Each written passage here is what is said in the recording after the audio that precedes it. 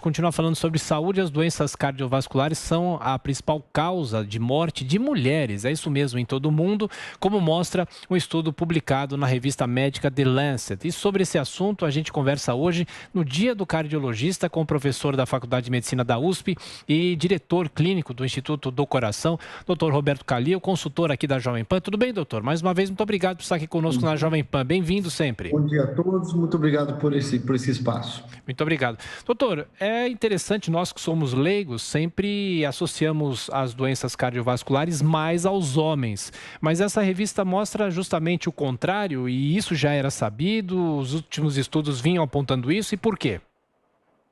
Não, isso já era sabido. Primeiro, o infarto, no caso, é uma das causas de maior mortalidade no mundo inteiro, né? E existe sempre um mito que a mulher infarta menos que o homem. Então, isso é um mito, porque a mulher, antes da menopausa, ela também infarta, mas ela tem uma certa proteção hormonal. Depois que ela entra na menopausa, a incidência de infarto é igual ao do homem.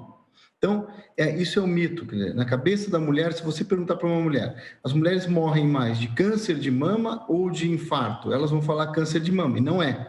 As mulheres têm uma alta incidência e a maior mortalidade em mulher é também de infarto.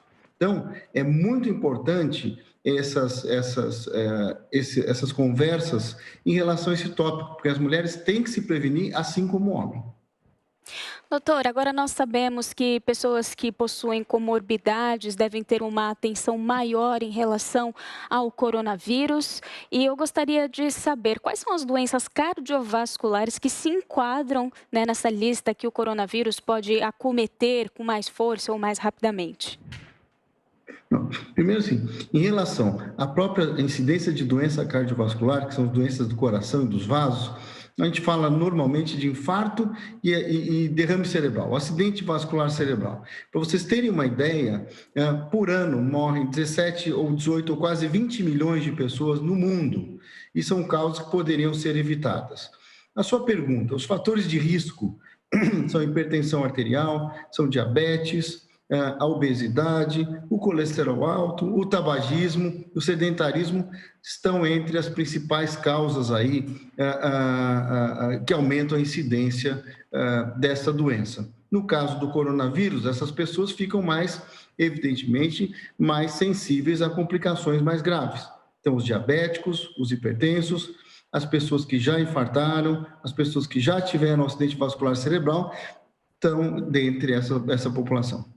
Doutor Calil, no começo o senhor falou que é um mito essa história que as mulheres têm menos problemas cardíacos do que os homens. O que a gente sempre ouvia falar é de que os hormônios femininos protegeriam mais as mulheres. Isso também não é verdade?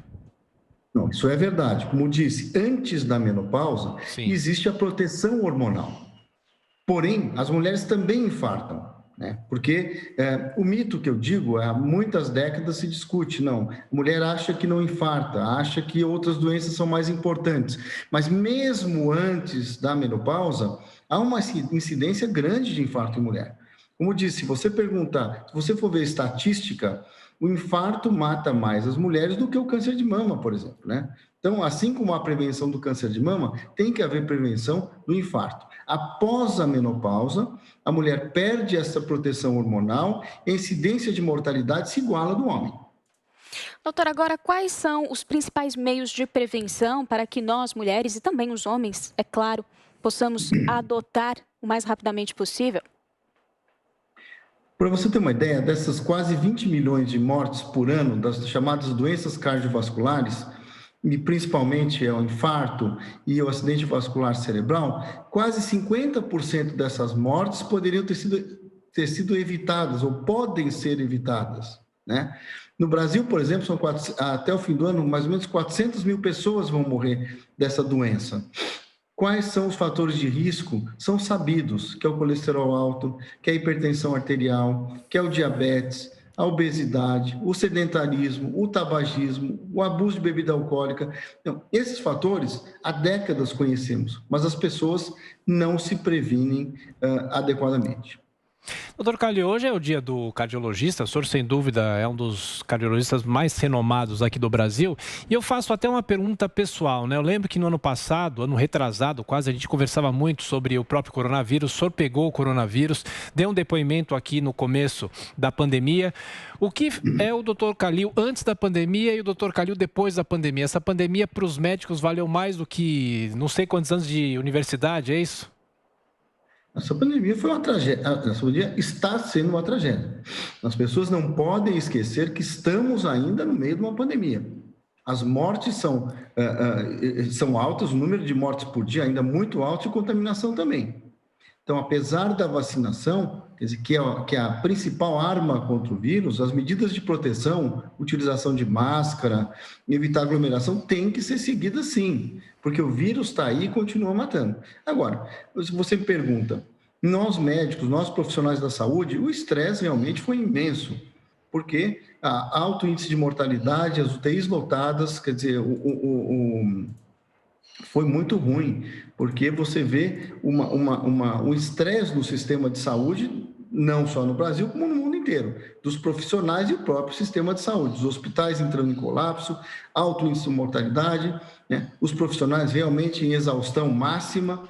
Então, você me pergunta, o que foi, na minha opinião, doutor Calil, antes ou depois? Nós estamos vivendo uma tragédia, né?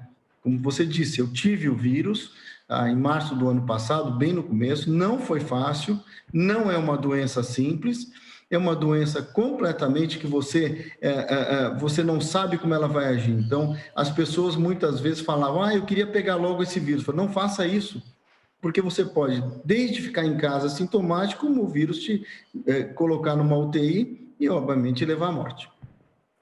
Doutor, e essa data foi instituída, né, hoje, dia 14 de agosto, dia do cardiologista, pela Sociedade Brasileira de Cardiologia, claro, para valorizar os profissionais, os cardiologistas, e também para conscientizar a sociedade. Qual que é a importância, então, dessa conscientização? Quanto mais pessoas souberem como se prevenir, fazer o check-up anual, é importante. O que o senhor pode trazer para a gente sobre essa conscientização? Veja, as pessoas têm que se prevenir. Então, primeiro, as pessoas infartam, tanto a mulher como o homem. A incidência de infarto é muito grande. São quase 1.000 pessoas ou 1.000 pessoas que morrem no Brasil de infarto todos os dias. Isso é bastante. Como disse, talvez no fim do ano 400.000 pessoas vão morrer das doenças do coração. Então, a prevenção é fundamental. Então, você ter uma dieta saudável, você fazer exercício, não abusar de drogas como álcool, por exemplo, bebida alcoólica, o aumento do consumo é muito prejudicial.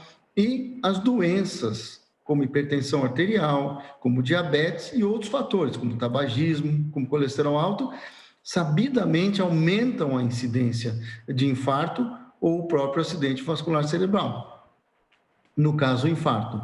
E nós sabemos como prevenir. Quer dizer, eu sei, por exemplo, que eu tenho que fazer exercício, que tenho que fazer uma dieta saudável, eu sou hipertenso, tenho que tomar remédio, né? Então, nós sabemos, mas colocar na prática, há uma distância muito grande. Por isso que a mortalidade continua alta, não só no Brasil, como no mundo inteiro. Doutor, e o que o senhor já sabe nessa experiência durante a pandemia, os efeitos do coronavírus no coração das pessoas que pegaram a doença? O que já se sabe em relação a isso? O senhor se surpreende até agora com casos que vêm se agravando por causa do coronavírus? Esse momento é delicado, claro, mas em relação ao coração, o que o coronavírus, pelo que o senhor já viu, a experiência provoca também nesse órgão tão importante? Esse músculo, né? Na verdade é um músculo. Sim, o coração é uma bomba de músculo que bombeia sangue para o corpo inteiro. Bom, de qualquer maneira, os primeiros casos em Wuhan, na China, os 150 que foram estudados, já mostravam 7% das mortes por uma doença chamada miocardite. O vírus agride diretamente o coração. Qualquer vírus pode fazer isso, muitos vírus podem fazer isso, mas o coronavírus especificamente. Então, o vírus agride o coração de várias maneiras. Primeiro, diretamente causando miocardite, uma doença bastante séria. Segundo, ele causa, obviamente, uma doença predominantemente pulmonar, ele compromete os pulmões e a taxa de oxigenação do sangue diminui. levando ao sofrimento do músculo do coração por isquemia. E causa também infarto, porque ele causa alteração do sistema de coagulação e formando coágulos, que nós chamamos de trombos, nas artérias coronárias, levando ao infarto. Então, ele agride de várias maneiras, entre eles a arritmia cardíaca também. Então, nós vemos agressão desde a fase aguda, o paciente internado, por exemplo, até no pós-Covid. E a síndrome pós-Covid nós estamos enfrentando agora. São alterações tardias e consequências tardias da doença, que podem ser bastante graves, inclusive no coração. Ok, doutor Roberto Calil Filho, cardiologista, professor da Faculdade de Medicina da USP, também diretor clínico do Instituto do Coração aqui de São Paulo. Doutor, mais uma vez, muito obrigado, parabéns pelo Dia do Cardiologista, para o senhor e para todos os médicos que nos acompanham. Um bom fim de semana, até a próxima. Muito obrigado, agradeço a todos. Bom dia a todos.